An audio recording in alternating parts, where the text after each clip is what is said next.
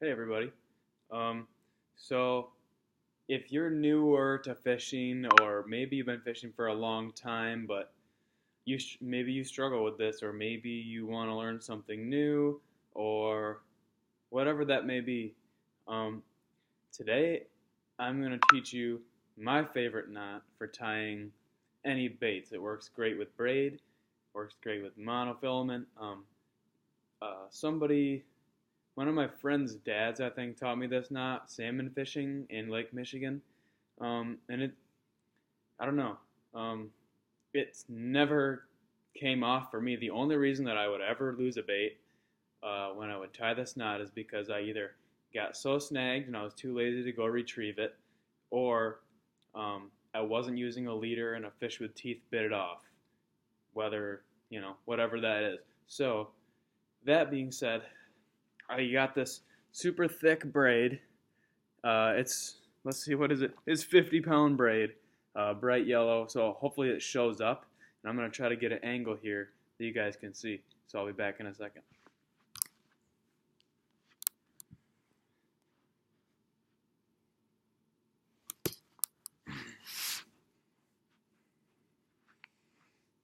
Okay, I think this works. It seems to show up the best with my dark sweatshirt in the back. So the first thing you can do is just cut off, an arm's length of this stuff to practice with, so you're not ruining it. And also, it is easier to learn to tie things with a little bit thicker of a line. So if you can find any, higher test line to practice with, do that. It doesn't have to be braid, it doesn't have to be whatever works, or you can find. But I find it's a little bit easier to control the string to learn with something a little thicker. So, all right, I'm just gonna grab a nice easy bait. For this, it's gonna be easier for you to learn on a smaller bait. But in order for you to be able to see, I'm gonna just use this frog. It's a topwater weedless frog. So what you're gonna do is take it, put it through the eyelet, and then hold it kind of just right like that. Then you're going to take the open end that's not attached to anything, the cut end, and put it back through.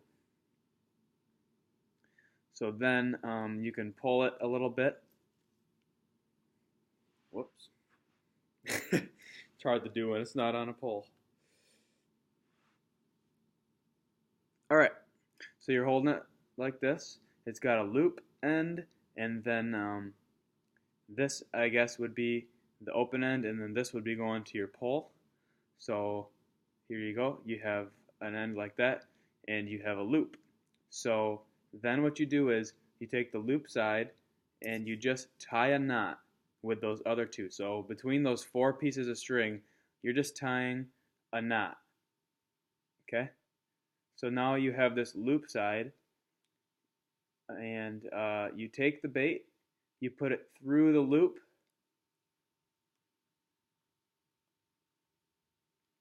and you just get it all kind of up together and like that, and you just take the two pieces that aren't the loop and you pull down.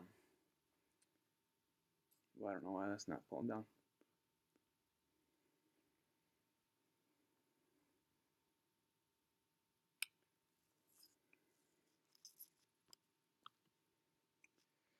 So then you can tug on each of those.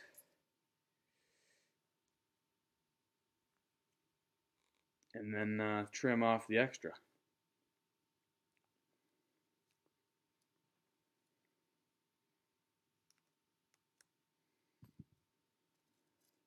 So there you have it. What I really love about it is the harder you pull, it tightens kind of on itself. And that's awesome. That's like the coolest part about it. And once you do this a lot, I mean, I know that was kind of a fail right there, but I'm using massive line, and it's also, I don't know, it's just like a piece of string, so it's kind of hard to control it because nothing's tight. Everything I pull on just kind of falls. So, like I say, if you're using like a hook or something, it'll be super easy to do this with as long as you can get it through the eyelet.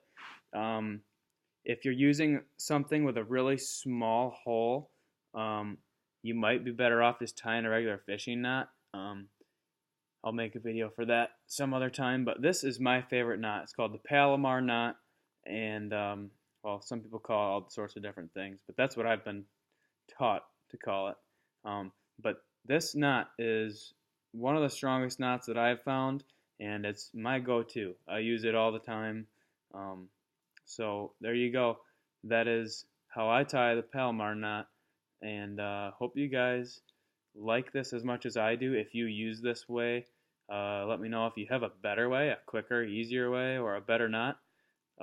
Let me know what it's called, and I'll try those out too, and maybe I'll make a video about those. Maybe you can persuade me to use a different knot. But there you have it, guys. Thank you.